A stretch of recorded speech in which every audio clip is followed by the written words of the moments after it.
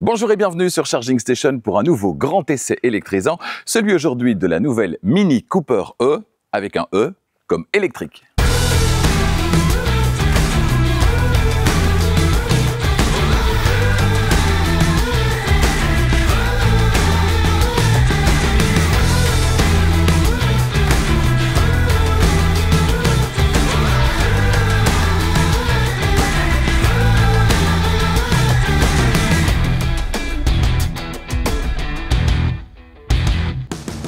Cet essai vous est proposé par Arval, solution de leasing pour professionnels et particuliers, et Autoscout24, la plus grande plateforme en ligne de voitures neuves et d'occasion en Europe.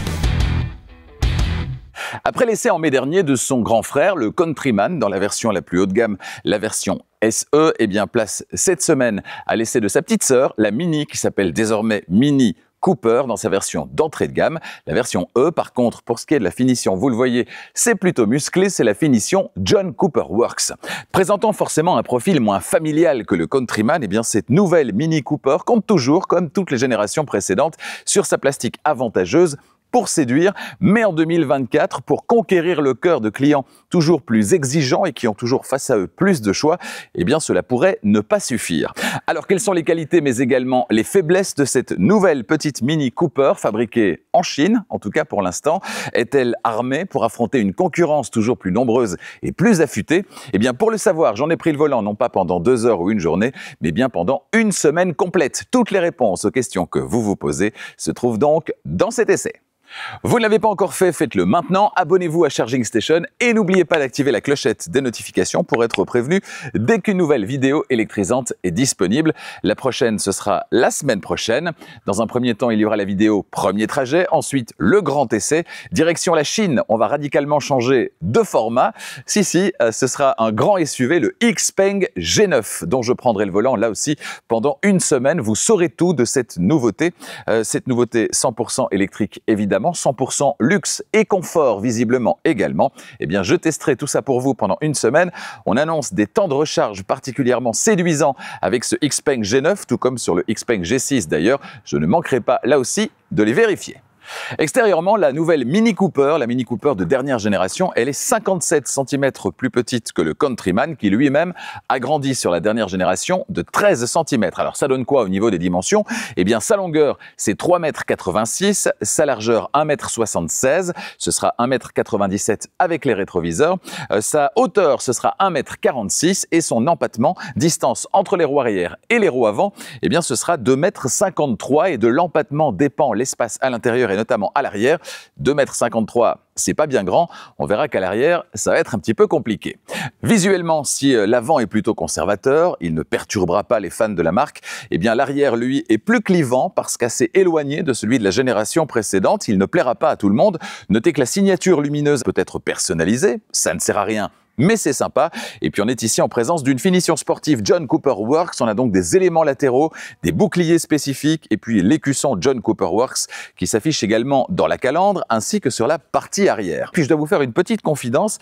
Nettoyer chaque voiture avant chaque tournage, c'est l'occasion pour moi de les toucher et donc de voir des choses que je n'ai pas l'occasion de voir pendant la semaine quand je l'essaye de manière classique. Le fait de la toucher permet de voir certaines choses et notamment sur cette Mini Cooper, 2 choses. La première, c'est le pare-brise qui est particulièrement bombé. C'est l'une des caractéristiques de la Mini qui est conservée sur cette Mini de dernière génération. Et puis également ici, sur le côté, de chaque côté évidemment, on n'a vraiment aucune aspérité. On n'a pas de montant central. Donc c'est vraiment un bandeau noir qui va ici sur toute la largeur du véhicule sans aucune aspérité. On a des portières qui sont sans encadrement. Voilà, vous la trouvez comment, vous, cette Mini Cooper de dernière génération? Est-ce que l'arrière notamment, qui est un petit peu plus clivant, vous plaît ou pas? Dites-le moi dans les commentaires.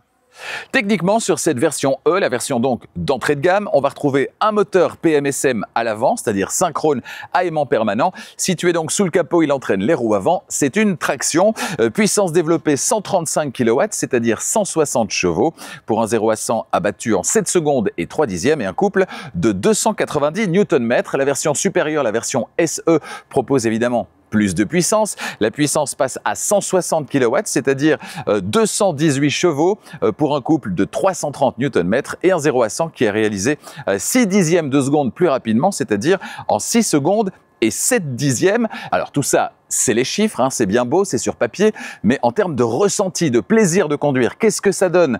Eh bien, je l'ai expérimenté pendant une semaine. Toutes mes impressions, eh bien, ce sera tout à l'heure dans la suite de cet essai, quand on sera sur la route. 40,7 kWh brut, soit 36,6 kWh utile, réellement utilisable. C'est la capacité de la batterie haute tension qui équipe cette Mini Cooper dans sa version E. Batterie qui est évidemment logée sous le plancher entre les 4 roues. C'est une batterie NMC, nickel, manganèse, cobalt. Batterie qui doit proposer à cette voiture une autonomie légèrement supérieure à 300 km sur une seule charge. En théorie, évidemment, norme WLTP cycle mixte, ce sera précisément 305 km. Attention, 305 km si vous prenez l'équipement de base. Dès que vous allez avoir une voiture un peu mieux équipée et avec des jantes qui sont moins favorables pour la consommation, eh bien vous aurez une autonomie un peu inférieure. Cela dit, le gap entre la meilleure configuration et la pire configuration est beaucoup moins grand que sur d'autres voitures. Ici, on sera simplement légèrement en dessous de 300 km au lieu de 305, avec une voiture qui sera mieux équipée et équipée de jantes comme celle-ci qui sont moins efficientes. Alors la version SE, elle propose une batterie d'une capacité utile de 49,2 kWh. L'autonomie annoncée, elle bondit de 100 km à peu près, c'est-à-dire 402 km dans les mêmes conditions, c'est-à-dire toujours en version de base. Notez que pour préserver l'autonomie de la batterie durant la saison froide, eh bien, la Mini Cooper est équipée sur toutes les versions de série d'une pompe à chaleur et ça, c'est une très très bonne nouvelle, surtout sur une voiture qui propose une autonomie en version E en tout cas, qui n'est pas gigantesque. Pour recharger la batterie haute tension, ça se passe à l'arrière du côté droit et quand on ouvre la trappe, eh bien on constate la présence des deux connecteurs habituels. Celui du haut qui n'est malheureusement pas accessible facilement, il faut retirer à chaque fois le petit cache, c'est un petit peu embêtant. Le connecteur du haut, c'est le connecteur de type 2 pour la recharge sur le courant alternatif, celui qui circule dans nos rues et dans nos maisons, c'est la recharge du quotidien. Il est dans cette voiture relié à un chargeur embarqué de 11 kW. En termes de temps de recharge, qu'est-ce que ça donne? Eh bien on sera sur 4h15 pour une recharge complète avec cette version E. On sera sur 5h15, 1 heure de plus, avec la version SE à la batterie qui est plus grosse. Notez que le constructeur, comme c'est une batterie NMC, eh bien, recommande une recharge au quotidien à 80%, même si, évidemment, lors de longs trajets, vous allez pouvoir anticiper en rechargeant à 100%. Ça, c'est pour la recharge sur le courant alternatif. Recharge sur le courant continu, c'est possible également. Vous retirez dans ce cas-là le deuxième connecteur et vous obtenez eh bien, de la place pour brancher ce connecteur combo CCS, c'est-à-dire les gros connecteurs qu'on va retrouver sur les superchargeurs. Dans ce cas-là, eh bien, le constructeur annonce 75 kW ou 95 kW, selon que vous avez respectivement la version E ou la version SE. Et en termes de temps de recharge, eh bien, ce sera 28 minutes avec la version E pour atteindre 80%. Ce sera 30 minutes pour atteindre également 80% avec la version SE. Ce que j'ai voulu vérifier, voilà ce que ça a donné cette semaine et vous allez voir que l'histoire des petits caches ici va prendre tout son sens. Regardez. Me voici arrivé au chargeur, il reste 10% précisément de capacité de batterie, 10,80 en 28 minutes, est-ce que c'est possible? Allez, on va voir. Alors le système embarqué de la voiture m'a emmené sur cette borne 300 watts de Q8. On va tester ça avec ma carte Easy Charge. Est-ce que je veux le connecteur 1 ou le connecteur 2? Eh bien, ce sera le 2. Voilà. Allez, c'est parti. C'est parti, on démarre à 10% jusqu'à 80%. Ici, elle m'annonce 32 minutes. Donc, ce sera un tout petit peu plus que les 28 minutes qui sont normalement attendues. On va voir ce qu'il en est précisément. Alors, j'ai demandé à la voiture une recharge donc à 80%, ce que je peux régler très facilement ici. La charge sera terminée à 80% à 15h25. Il est actuellement 14h53, donc on est effectivement sur une bonne demi-heure. On n'est pas vraiment sur une puissance maximale très élevée, hein, 58 kW. C'est en dessous de la valeur qui est promise par le constructeur. En même temps, la voiture n'a pas eu le temps de beaucoup chauffer entre le moment où j'ai démarré, c'est-à-dire il y a quelques minutes, et puis là, l'endroit où je me trouve. Ceci expliquant peut-être cela, on voit que ça augmente encore un petit peu. La puissance est maintenant de 62 kW. Voilà, alors au moment où j'atteins précisément les 80%, bah à l'extérieur, c'est le déluge, mais bon, c'est comme ça. Combien de temps ai-je mis précisément? Eh bien, on va tenter de se rendre à l'extérieur et d'arrêter la charge. Bon, je vous avoue que c'est pas le moment idéal, mais on va essayer quand même. Allez, c'est parti. Je passe le badge. Voilà, qu'est-ce que ça me dit? 29 minutes et 32 secondes. Voilà, 29 minutes et 32 secondes. Bon, ben la promesse, je pense qu'elle est respectée. Je vais vite déconnecter. Voilà. Ok. Alors, c'est là que je regrette de ne pas avoir des petits clapets bien pratiques. Non, il faut tout remettre. Voilà, il fallait commencer par le bas. Très bien. Alors, ça, c'est un peu pénible. Voilà. Je referme tout et je me réfugie de nouveau à l'intérieur de la voiture. Voilà. Voilà, me voici à l'intérieur, bien protégé. Alors, 29 minutes et quelques. On peut retirer quelques secondes parce qu'au début, ça compte, mais la voiture ne charge pas encore. Donc, si on compte en réel temps de charge, on est aux alentours de 29 minutes pour 28 minutes qui étaient annoncées, en sachant qu'elle n'a pas eu l'occasion de bien se mettre dans les meilleures conditions. Ben, c'est plutôt pas mal. On peut dire que la promesse des 28-29 minutes, elle est tenue avec cette version de la Mini Cooper, la version E. Dans la suite de cet essai, je vous emmène à l'intérieur, à l'arrière. Je vais tenter d'y rentrer en tout cas, et puis à l'avant, on ira sur la route également. Mais d'abord, et même si on n'achète pas une Mini Cooper pour son volume de chargement, eh bien on va voir ce qui se passe au niveau du coffre. Alors 210 litres. Ouverture manuelle, 210 litres, c'est 250 litres de moins qu'avec le Mini Countryman. Clairement, ces deux voitures maintenant dans la gamme Mini sont dans des univers bien séparés. 210 litres avec la banquette arrière en place qui est fractionnable 60-40. Et si vous la rabattez complètement, eh bien là, vous aurez droit à 800 litres contre 1450 litres avec le Countryman. Au niveau des aspects pratiques, il n'y en a pas beaucoup. Vous pouvez retirer la petite tablette, évidemment. Au niveau à gauche et à droite des crochets, etc., il n'y a absolument rien du tout. Ensuite, le plancher, il n'est pas tout à fait affleurant par rapport au seuil de chargement. Il est un petit peu plus bas. Vous pouvez évidemment le soulever et même l'enlever si vous le souhaitez pour récupérer de la hauteur. Et puis sous ce plancher, eh bien, on a encore un volume qui est pas mal en fait, hein, qui est assez conséquent. Et heureusement d'ailleurs, c'est là qu'on va pouvoir mettre les câbles de recharge, étant donné qu'à l'avant, on l'a vu, il n'y a pas de frunk. Bon, avec 2,53 m d'empattement, distance entre les roues arrière et les roues avant, c'est très peu. Autant vous dire que l'espace intérieur, il va être mesuré, alors pas à l'avant, mais bien évidemment à l'arrière. C'est là qu'on aura là aussi une grosse différence par rapport au Countryman, dont la banquette arrière est inclinable au niveau du dossier et coulissante sur 13 cm. Rien de tout ça ici. Bon, allez, c'est parti, venez avec moi. Je vais tenter de prendre place à l'arrière. Alors, il y a la petite tirette ici. Voilà. Et je tente de m'installer, venez. Alors, je vais tenter de faire reculer le siège avant, qui est réglé comme pour moi et mon 1,90 m. Voilà ce que ça va donner. Autant vous dire que c'est pas génial. J'ai pas beaucoup de place au niveau des jambes que je dois forcément placer de part et d'autre du siège avant. Il y a rien comme équipement à l'arrière, donc pas de prise USB, etc. Il y a absolument rien du tout.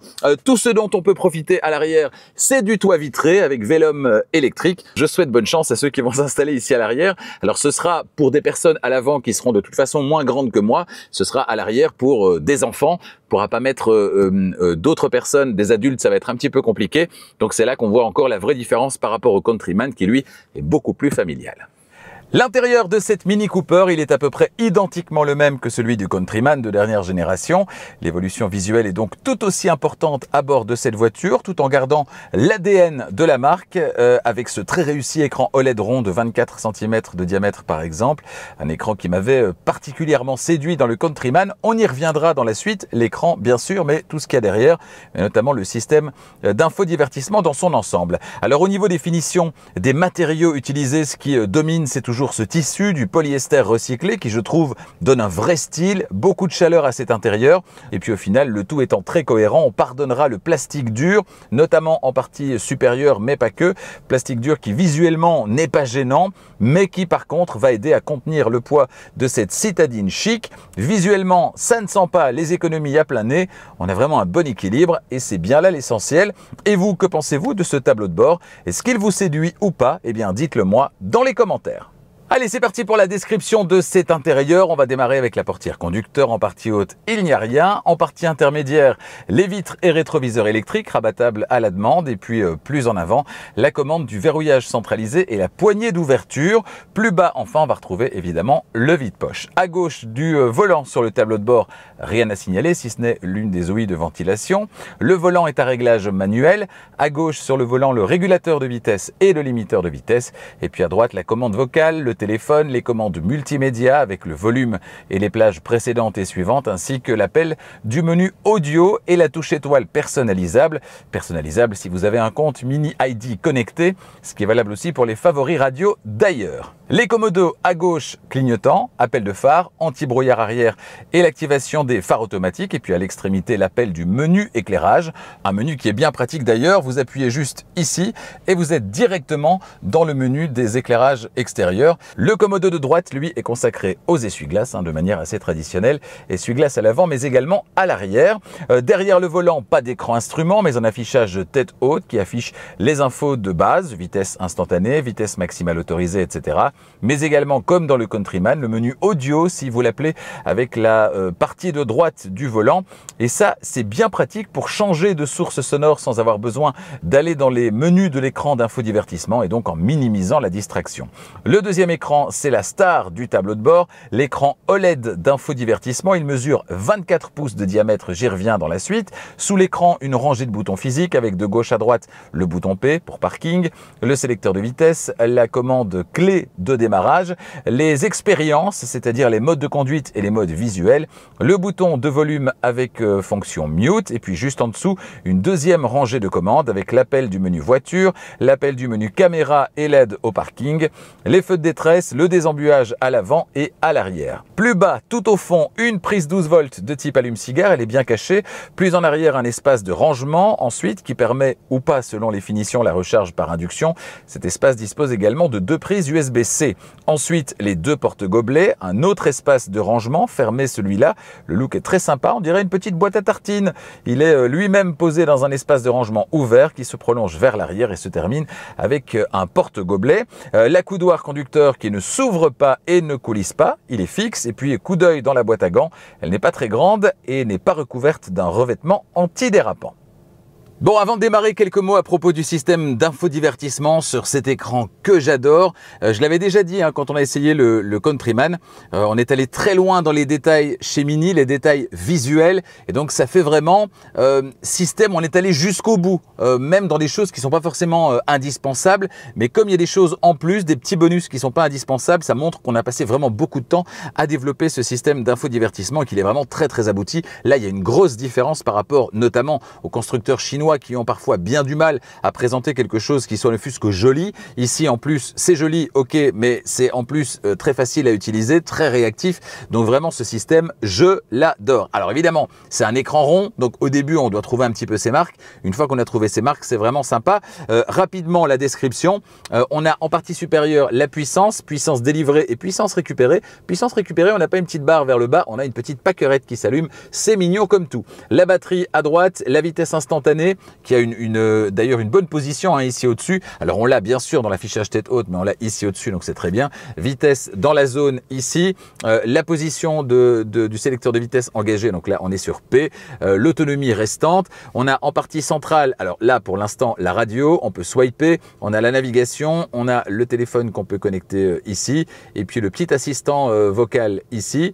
On a ensuite la météo, on s'en fiche un peu. Ici, la consommation. Ensuite, en partie inférieure, à gauche, à droite, c'est du dual zone. On a la température pour le conducteur et le passager. On peut évidemment cliquer dessus pour sélectionner. Et quand on clique dessus, on a le volant et les sièges chauffants qui s'affichent ici. Siège chauffant du côté passager. Vous voyez, la petite animation est super bien faite. C'est vraiment très agréable. Ici, les profils. On a l'heure et la température en partie inférieure. On peut faire monter ceci pour ajouter un raccourci également. Ça, c'est sympa. Et puis ici, un menu toujours visible. Alors on a ici la ventilation, donc le menu de chauffage et de climatisation, la radio ici, la source sonore, la navigation et le téléphone. Donc c'est la même chose qu'on va retrouver en swipant ici, mais directement accessible. Et puis si je viens ici, je peux aller dans les menus plus profonds qu'on va pas forcément utiliser tous les jours, soit tous, et là vous les avez tous en une liste, soit l'infodivertissement, ce qui concerne le véhicule, les récemment utilisés, et puis Mini Connected également. Voilà Ici, on revient d'office sur l'écran de base, qui est celui-ci. Vous voyez que c'est super réactif, c'est vraiment très agréable. Alors, si j'appuie ici, par exemple, eh bien, je vais me retrouver sur le compteur à l'ancienne. Et l'avantage du compteur à l'ancienne, c'est qu'il vous donne précisément le pourcentage de batterie. Pour l'instant, donc, c'est 49%.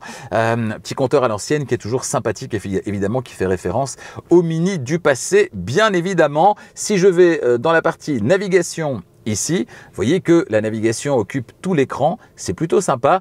Si je vais vers Marseille, forcément, alors il y a mes destinations, mais là aussi il faut un login Mini ID, donc je vais devoir l'entrer manuellement, même si je l'ai déjà entré. Donc Marseille. Alors ça prend par contre un petit peu de temps pour le calcul, c'est ce que j'ai eu l'occasion de constater. Voilà. Calcul évidemment de l'itinéraire, calcul en fonction des embouteillages, des aléas de la circulation, et puis calcul des différentes bornes de recharge auxquelles on va devoir accéder. Vous voyez que le calcul, voilà, ici, il nous annonce déjà un trajet qui est un peu long, parce qu'il y aura forcément plusieurs arrêts de recharge, étant donné que la batterie, c'est la plus petite batterie ici, dans cette finition E, dans cette version E, donc toujours un bon millier de kilomètres, 14h38, on va passer par là. Et si je veux plus d'informations, plus de précision, ici, j'ai jusqu'à la prochaine destination. Ici, j'ai le trajet en entier, voilà, et je peux voir à ce moment-là combien il y aura d'arrêts de recharge et voir aux différents arrêts, eh bien, combien de bornes sont disponibles avec pas mal de petites infos. Voilà, ici au niveau des bornes, on a également ce qui va se trouver tout près, on a un Deli-France tout près, un AC Restaurant, etc., etc. Donc ça, on peut voir également en temps réel les bornes qui sont disponibles, je le disais. Si je zoome vers l'arrière, vous voyez que c'est très réactif. Un arrêt, 2 arrêts, 3 arrêts, 4 arrêts, 5 arrêts et 6 arrêts avant d'arriver à destination. Forcément, 6 arrêts puisqu'on a une batterie de relativement petite capacité. C'est pas franchement une voiture avec laquelle on va traverser l'ensemble de l'Europe ou même la France. Dans ce cas-là, prenez au moins la version SE pour avoir une autonomie 100 km supérieure. Ici donc le début du trajet. Vous voyez, c'est plutôt sympa également. C'est super réactif, ça réagit bien. Ça, voilà, je zoome, je dézoome. C'est très bien. Ici par exemple, 5e arrêt. Voilà, on constate qu'il y a pas mal de choses qui sont disponibles. Ici, par contre, sur le 6e, on constate que c'est un peu moins disponible. Voilà, ça commence à se remplir. Donc, c'est pour ça qu'on est en jaune orangé ici. Vous voyez, c'est vraiment réactif. C'est très chouette. C'est vraiment sympa. On a pu appuyer sur Route Overview. Voilà, c'est vraiment sympa et on peut totalement lui faire confiance. Et ça, c'est vraiment l'essentiel. Donc, on va arrêter le petit trajet très facilement ici aussi. Voilà. Et alors, pendant que vous êtes en navigation, je peux pas le faire là parce qu'on est à l'arrêt, mais il y a vraiment, c'est très fluide, ça avance de manière très fluide, ça a tendance à, soit comme si on était dans un avion qui prend un peu d'altitude et puis qui revient au niveau du sol, donc ça bouge énormément, c'est visuellement très attrayant. Et puis quand je parlais de petites choses visuellement sympas, comme sur le Mini Countryman, regardez, ça ne sert à rien, mais si je mets le clignotant vers la droite, et bien voilà, le clignotant de la voiture se met à clignoter également, la petite voiture ici, et si je tourne les roues, et bien ça tourne les roues également sur le visuel. Ça ne sert à rien, mais ça montre à quel point on est allé vraiment dans les détails avec cette voiture. Et ça, c'est vraiment chouette. Et puis, c'est plutôt rassurant aussi. Donc, voilà pour le système d'infodivertissement de cette voiture. Qu'est-ce que vous en pensez? Dites-le moi dans les commentaires. Alors, 2 petites choses avant de prendre la route, les 2 petits menus ici en dessous, on a pas mal de choses qui sont directement accessibles, notamment à gauche, le menu voiture, on arrive là où on était tout à l'heure, donc les aides à la conduite, drivetrain et châssis, donc tout ce qui est voiture, conduite et notamment les mini sound ici qu'on peut activer ou désactiver, on en reparlera sur la route, et puis ici, les solutions de recharge, c'est ici par exemple que vous allez pouvoir retirer l'alerte de franchissement de ligne si vous le voulez, et l'alerte de franchissement de la vitesse maximale autorisée si vous le souhaitez également. Ça reviendra évidemment au trajet suivant, c'est une obligation légale.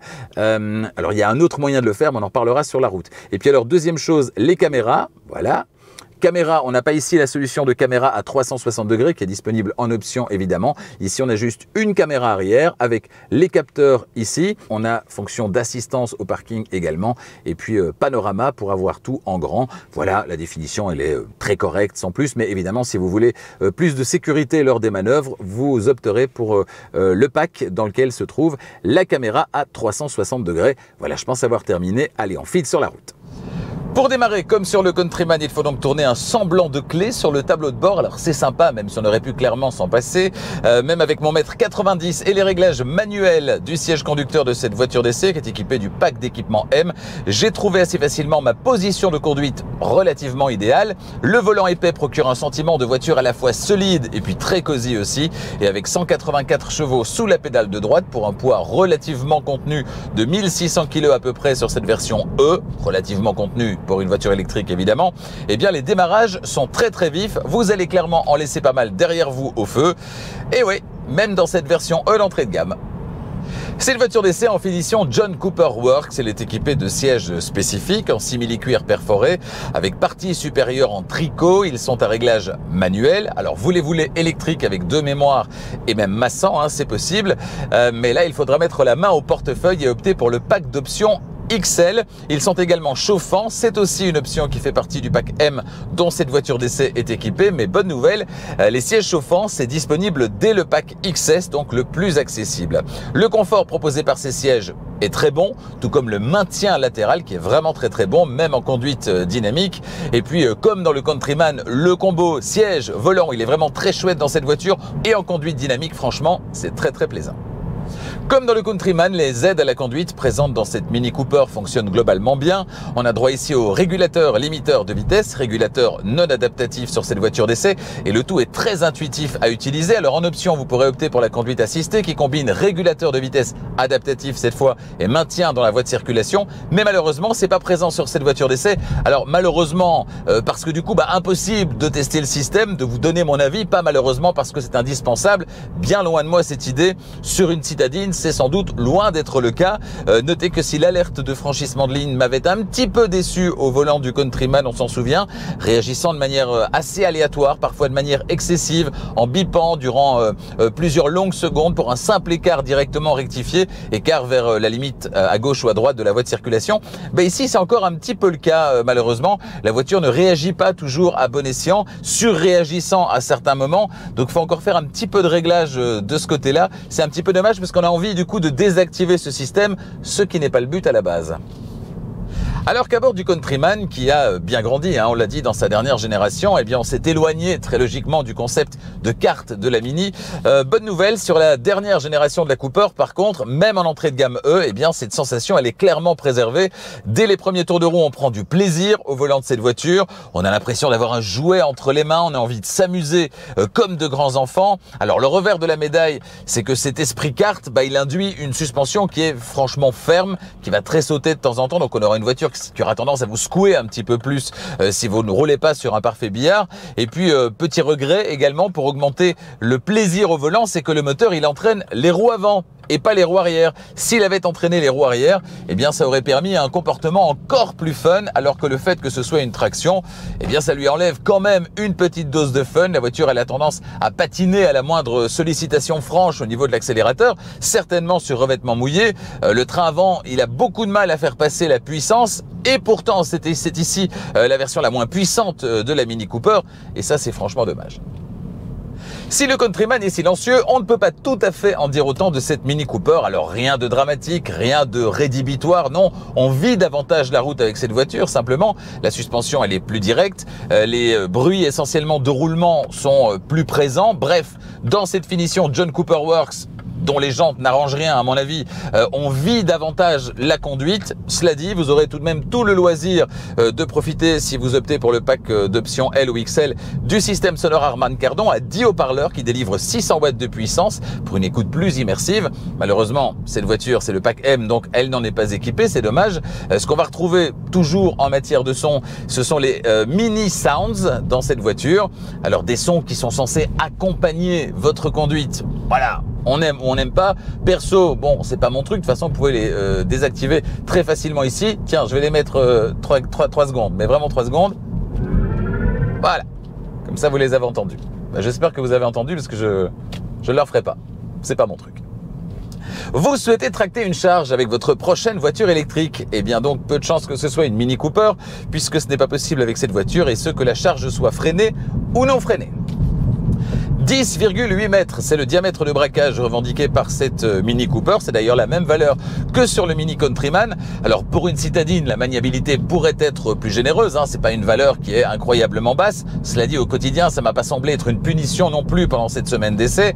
C'est, disons-le, conforme à ce qu'on attend d'une voiture dont la maniabilité n'est pas un critère qui est particulièrement mis en avant. Cela dit, au-delà de la maniabilité, c'est surtout la sensation au volant qui est à mettre en avant. Là, je le disais, la direction est assez directe, on est bien calé dans les sièges, on prend du plaisir dans cette voiture et c'est bien là l'essentiel si on choisit une Mini.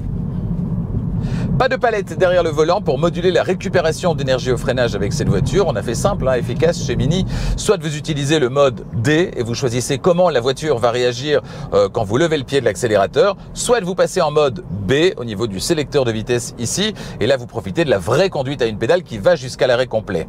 Alors en mode D, vous avez le choix entre récupération légère, moyenne ou importante. Et donc ralentissement léger, moyen ou important quand vous levez le pied de l'accélérateur.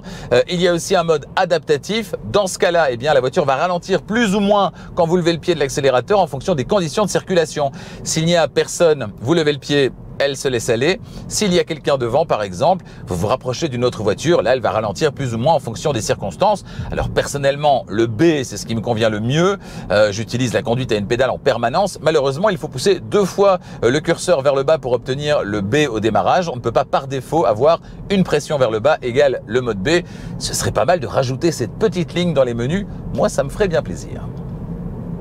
Rien à dire concernant l'éclairage sur cette Mini Cooper. Comme sur le Countryman, les phares ne sont pas matriciels, mais attend-on des phares matriciels sur une citadine? Chic ou pas, sans doute pas.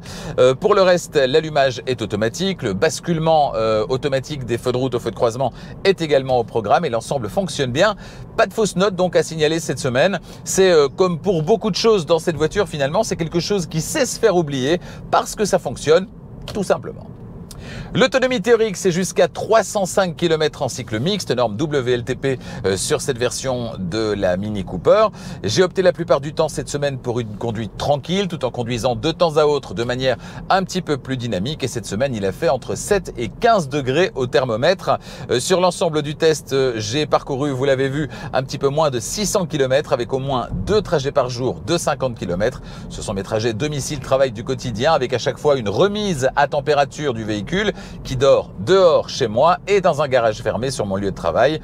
En tenant compte de tous ces paramètres, je suis arrivé à une moyenne de consommation de 16,4 kWh au 100, c'est-à-dire 1,1 kWh au 100 de moins que le Countryman essayé il y a quelques mois. Alors 16,4, c'est une valeur qui va permettre, dans mes conditions météo de cette semaine, dans mes conditions de parcours du quotidien de cette semaine, de rouler un petit peu plus de 200 km sur une seule charge, ce qui, même pour moi qui parcours une centaine de kilomètres par jour, 50 allées, 50 retours, reste tout à fait acceptable. À aucun moment cette semaine, je n'ai été handicapé par la relativement faible autonomie de cette version d'entrée de gamme de la Mini Cooper. Alors si vous en voulez plus, c'est possible, évidemment.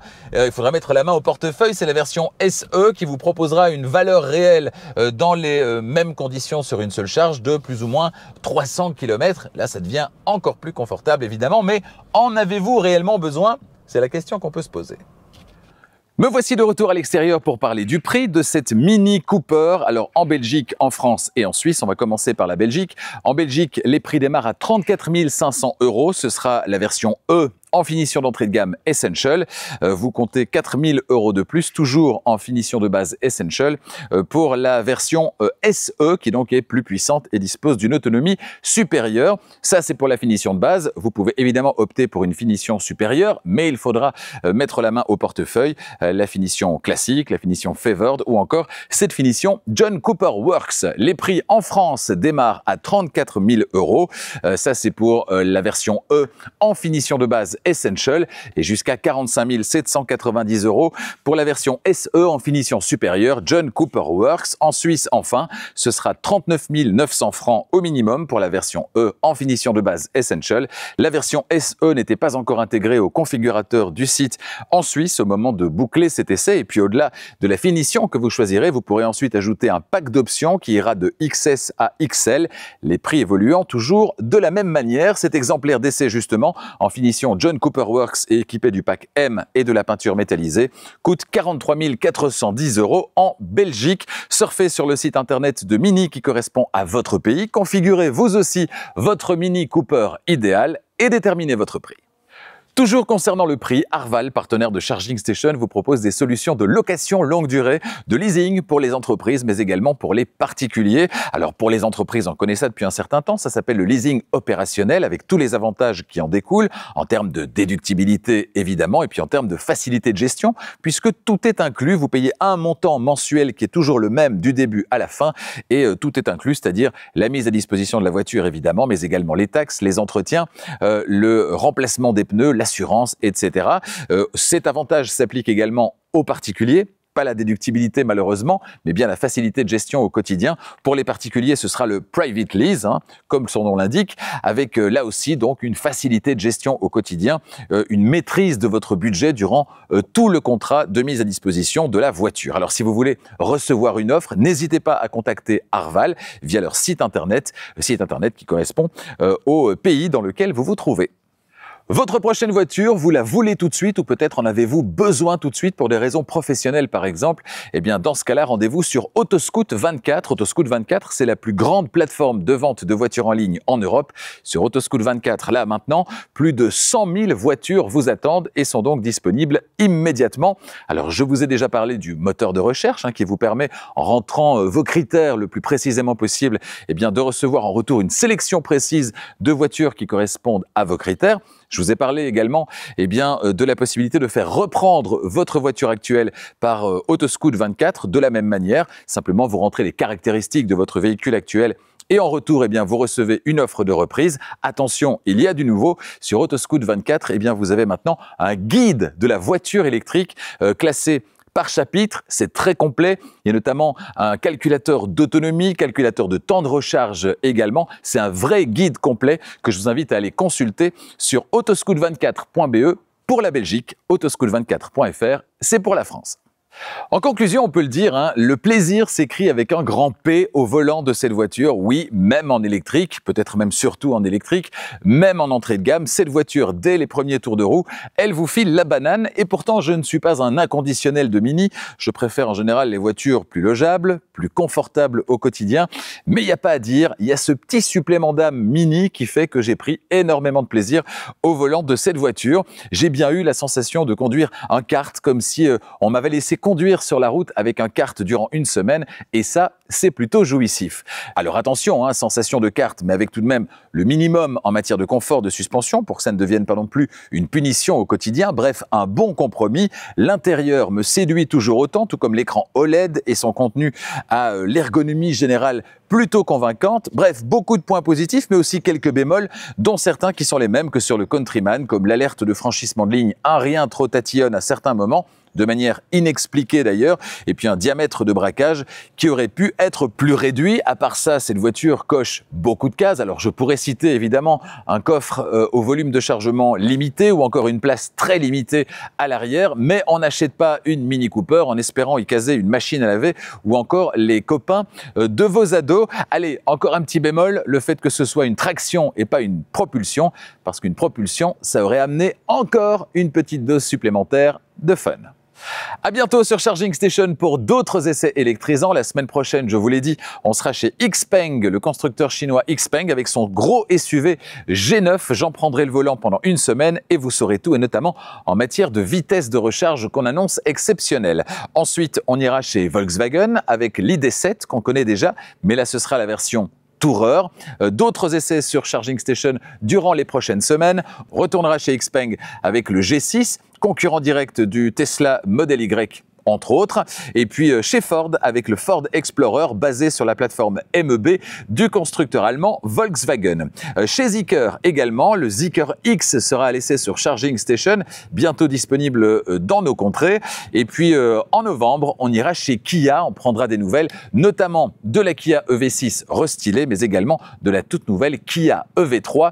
Là aussi, franchement, l'autonomie annoncée, elle est supérieure à 600 km sur un petit SUV 100% électrique. Eh bien, bien ça, c'est vraiment pas mal. Des essais à ne pas manquer donc sur Charging Station. Merci de votre fidélité. Si vous n'êtes pas encore abonné, faites-le maintenant.